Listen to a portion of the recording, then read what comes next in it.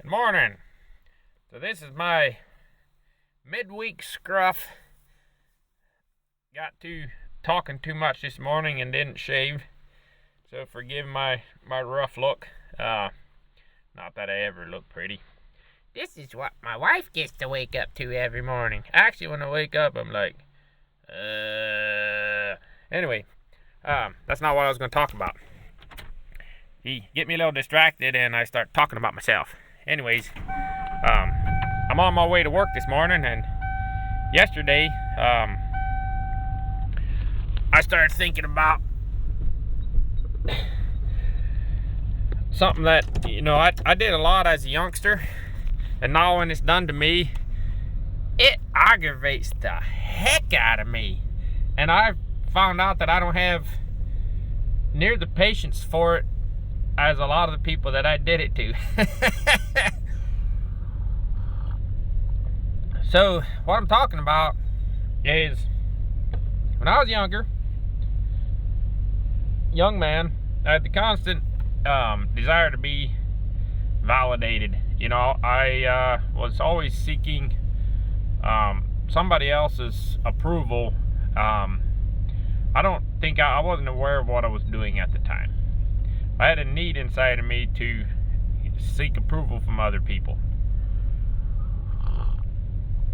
And one way this would come out, I'd say there was some older folks around that I really liked, and I respected them, and I respected and liked their opinion.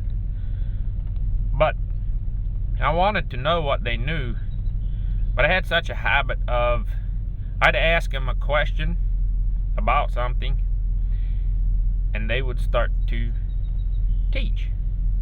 They start talk about it and teach and say their ideas, and then I would start to talk over them. And instead of listening while they're teaching, I would be interjecting with, "Oh yeah, well, I thought this and I thought that, and I don't agree with that because of this and this and this." And most of these guys, they would just stop talking.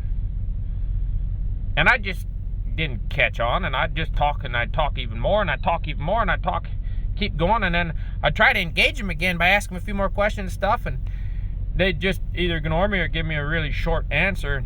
Man, I couldn't get it. I didn't understand what I was doing. But I get it. You go to somebody and you ask a question like you want to know something, and then you make it all about yourself. And this one old guy, his name was Tom Bruner, and I remember this happening with him I don't know how many times, and he just had this little smile like he knew something I didn't, which he did. And I'd try to engage him again, and I couldn't. He just wouldn't. He'd just stay quiet until I shut up.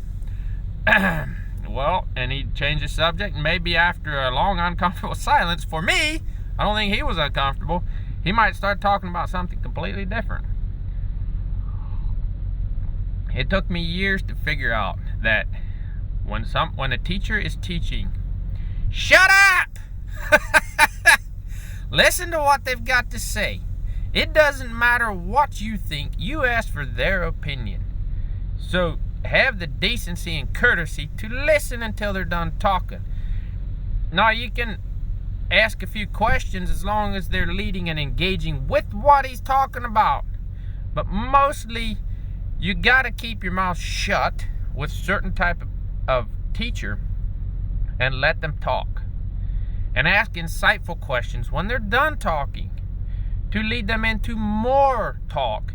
You will learn more that way than 1,000 conversations where you and the other person are talking over each other, and each one of you is saying, I think. Well, that's not what I think. When you do that, you're making each and every conversation about you. When you're always saying, I thought, well, no, my idea, well, you won't learn. Now, if you're just bullshitting with the guys or a buddy and you're both talking back and forth and stuff, that's fine. I'm talking about if you truly want to learn and you went and you asked somebody for their opinion or what they thought, and then you talk over them after you asked. There's nothing more frustrating than when somebody says They want to learn. They come to you, and as soon as you start talking, they talk over you. And they keep interjecting their thoughts and their opinions. And I thought maybe we could do it this way. I thought maybe we could do it that way. I thought. And then I'm thinking, why did you ask me? I don't have any patience for it. I don't know how, like old Tom Bruner, I don't know how he had the patience for it. I have no patience for that. When somebody comes to me and asks me how to do something, and I'm trying to teach, and they're just like, what about this? What about that? Well, what? Well, I thought, well, I wouldn't, because I think, oh my goodness, just shut up already. If you want, I'm fine with not telling you a thing. You can go ahead and do what you think. Go ahead. I don't care. I literally do not care what you think and what you do and how you do it. You can do it wrong 100 times. I don't care.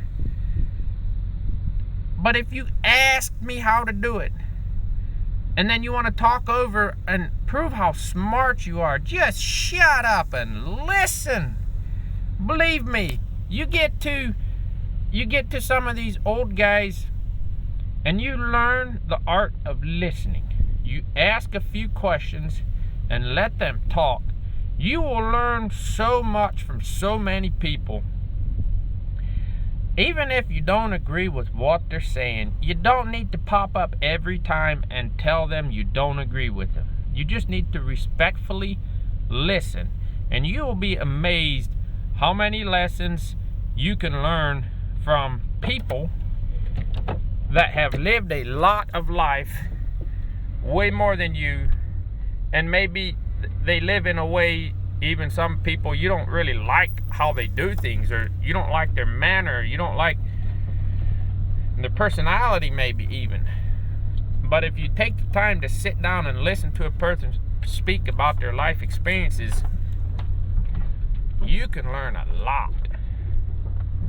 You cannot learn when you're talking. This is something I have learned from my experiences in the past, of when I was trying to learn something, but I wasn't listening. I was doing all the talking, and then the teacher would would get frustrated with me, and I would be frustrated because I didn't learn a damn thing. Well, a teacher doesn't want to have to force their learning on you because you won't shut up, and they got to keep talking over you. So that's a lot of talking to make a short point of. If you want to learn something, learn how to stop yapping your trap. Think about what the person is saying. Really think about it, and ask insightful questions that can possibly get them to expound upon what they have already told you. And then think on it. Don't listen just to respond and be like, oh, he said this, I gotta say something back, prove how smart I am. Those kind of people are not gonna tap you on top of the head and say, oh, you're such a good little boy, what a smart young man you are. That kind of thing is reserved for elementary school teachers. They're the ones who are supposed to. And parents. You know, when you're talking to a little child, that's how you treat them. You go, oh, you're so smart. How did you think of that? Wow, you're only 5.